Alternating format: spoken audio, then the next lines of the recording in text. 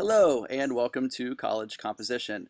My name is Steve and I'm recording the first of what will be many screencasts that you hopefully will watch and learn from my own backyard because this is a few days before our class formally starts and I don't feel like going into my office if I don't have to, at least not in the summer.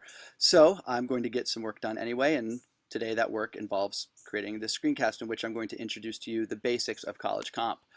You're going to be doing lots of reading, lots of watching videos like this, lots of thinking, I hope, and lots of writing. I'm going to be giving you assignments that you will hopefully try to execute your understanding of the ideas that I'll be sharing with you, and I'll be giving you lots of feedback on that writing. And that combination of assignments and your hard work and my feedback, those three things kind of come together to make you a better writer. You don't need to love writing. You don't even have to like writing to do well in my classes. What you do need to do is appreciate the role that writing plays in your life. Okay, if you're going to do this college thing is going to involve writing. Okay, and as a result, hopefully you want to pass this class. It's going to be a busy class, yes, but I strive very hard to be a clear instructor in terms of what I'm looking for out of your work. And so hopefully that as a result of that clarity, you will be able to perform well in this class. Now, before we get into the class itself, a few things you need to get to know about me. You're going to hear my voice a lot through these screencasts because I feel like this is one of the best ways to provide instruction in online settings. So hopefully you can get used to my speaking style. I try not to speak too quickly on screencasts, although I just am a naturally quick talker. So hopefully you can keep up. You will acclimate yourself to how I do this, hopefully quickly. I'm not going to make it a habit of having my face all over your computer screens for these screencasts because that's not necessary. It's not necessarily good for anybody.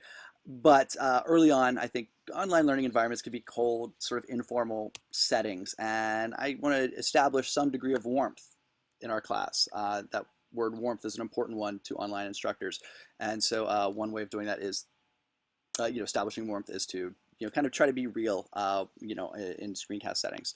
So here we go. Let's talk about college composition. I'm going to minimize now. I may pop up from time to time to make a serious point, but for now let's look at the basics. Hopefully you've read this document, but if not, if you're looking at it for the first time through this screencast, that's okay by me as well. Real talk today. Here, I'm going to pop back up real quick. I tend to be a pretty easygoing guy when it comes to how I teach my classes, but early on here, while I'm establishing my policies, please don't test me on these. We don't have time for any issues, any drama related to any of these very clear, or at least I hope they're clear, policies that I'm going to lay out over the next few minutes here. So if you have any questions about any of my policies, just let me know. Okay, this screencast is not meant to scare you. It's just meant to make sure that you are aware of the responsibilities you must undertake in order to succeed in my class. Okay, there we go. That's my voice I use with my kids when I want them to take me seriously, and I'm going to do the same thing with you. Okay, so the basics. Access to technology. Let's talk about that first. Yeah, you're taking an online class. You need to have internet access. You need to have computer access. So the lack of either of those is not my problem, and hopefully it's never going to be a problem for you either. Okay, work ethic. Let's talk about work ethic. Let's see, maybe we'll get this a little bigger. Let me make this a little bigger real quick. Let's go 120. Let's see if that's big. Yeah, okay, that's a little bigger. Okay, don't fool yourself. Online classes are a lot of work. I don't know if you've taken any online classes yet. I'll find out eventually, soon, hopefully. But they're a lot of work, and man, that gets doubled down in the summer when we have to do 2 weeks worth of work every single week.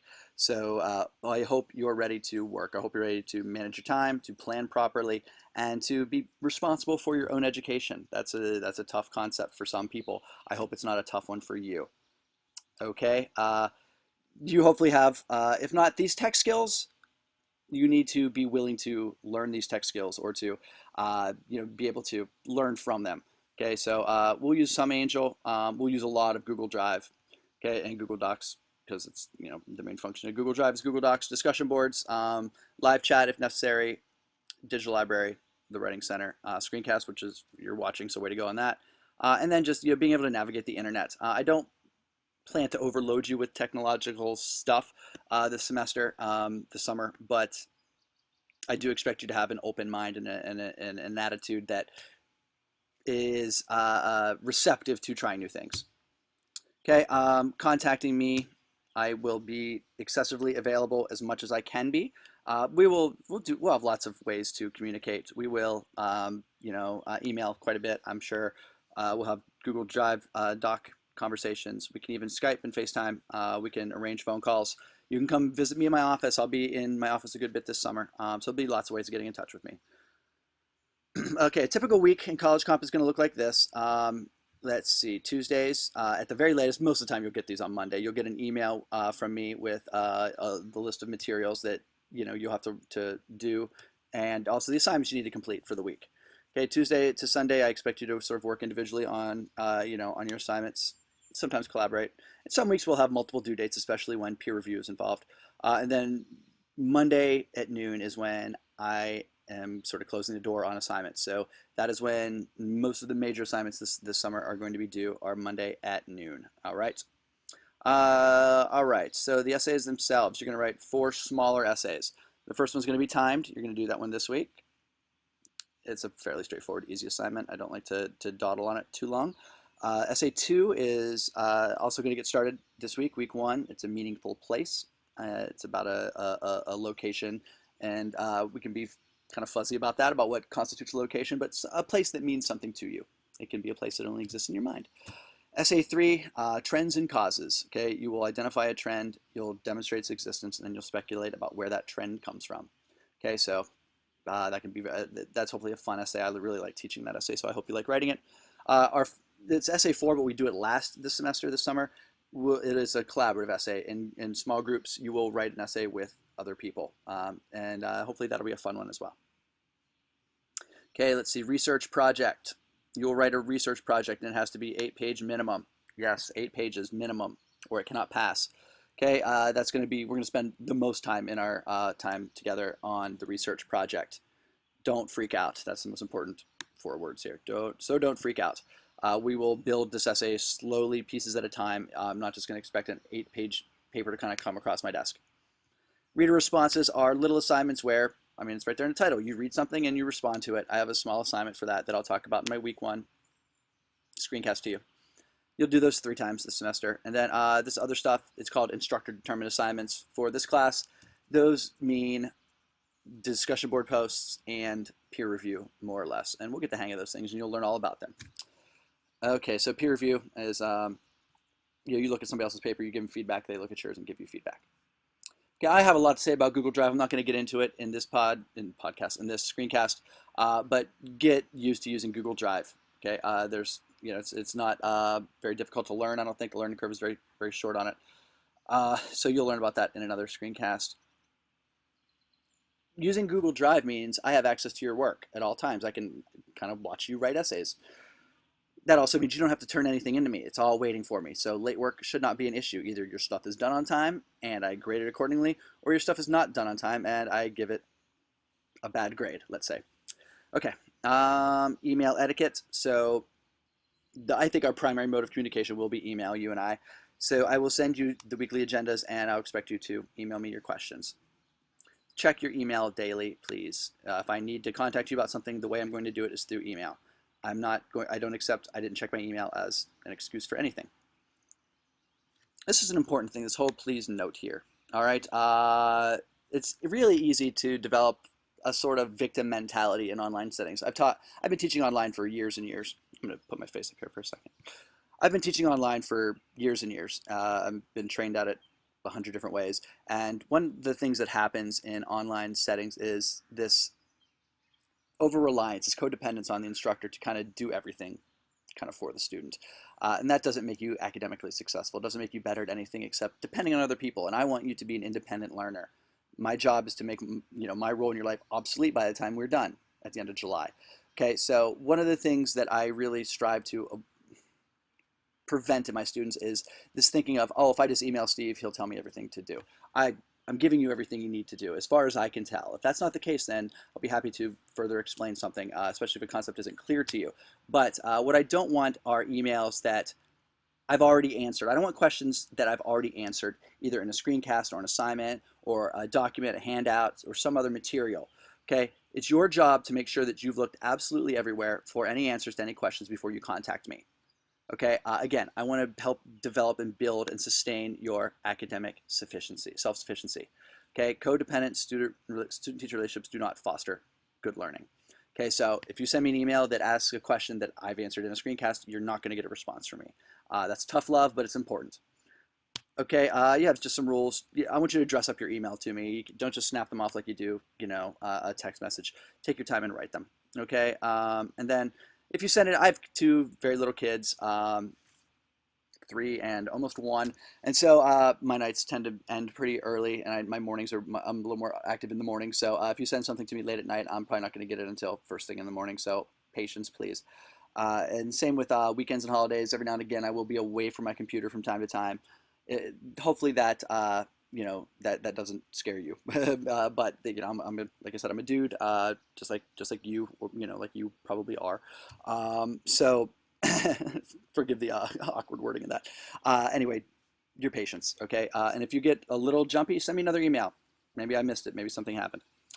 Okay, online behavior, respectful, productive, and civil. These are tough things to be online. Think about all those crazy people you know on Facebook and how uncivil they can be. Don't be that person. All right, even if you are that person on Facebook, don't be that person in my class. Thank you. Attendance and participation, I'm not too worried about because you don't have to turn anything in. You just have to keep up with the work. Either you're keeping up with the work and you're doing, I'm sure, well in my class, or you're not. Okay? And then just to wrap things up, you can read this sort of on your own. I will show you strategies of successful student writers. I will help you write better.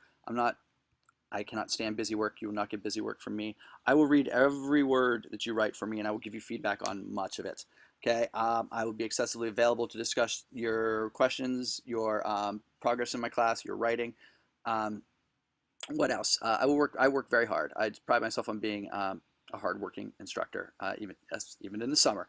And then in exchange for these, I hope, very nice things that I'm offering you, you have to want to get better at writing. You have to be responsible for your own education. Okay. You want to succeed in this class. You want to succeed in college. I don't know your individual deals yet. I don't know if you're, a wizened, weathered, college student who's, this is the last class you're taking, and I don't know if this is the first class you're taking. At least not yet. So, let's just be clear. Keep up with my assignments.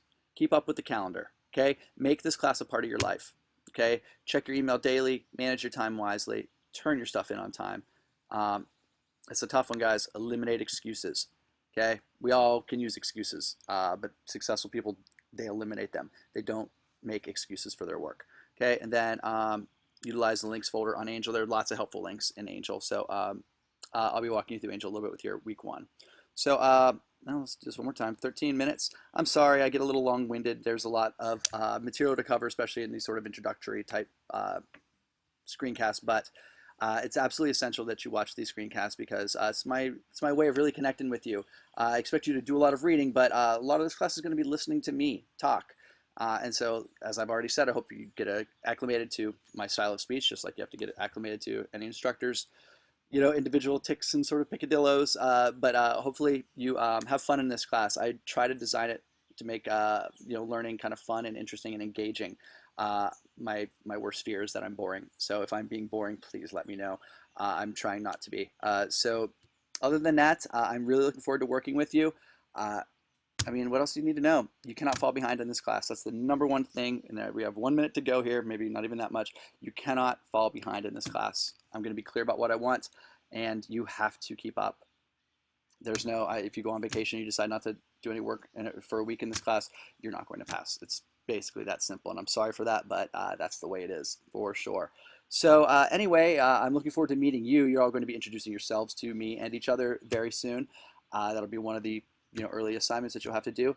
And I'm looking forward to learning more about you, and I'm very grateful to have the opportunity to work with you over these next 2 months. And I hope you land on a place where you're grateful to have had me as an instructor. I hope you ask around about me. I hope you ask other Stark State students. I feel like my reputation is pretty good. Okay, I'm a full-time professor in the English department. I'm not a part-timer. Okay, this is my one job, and I really like it. I like what I do, and I hope you like how this class goes for you. Okay, so nice to meet you, and I will see you on another screencast. Take care.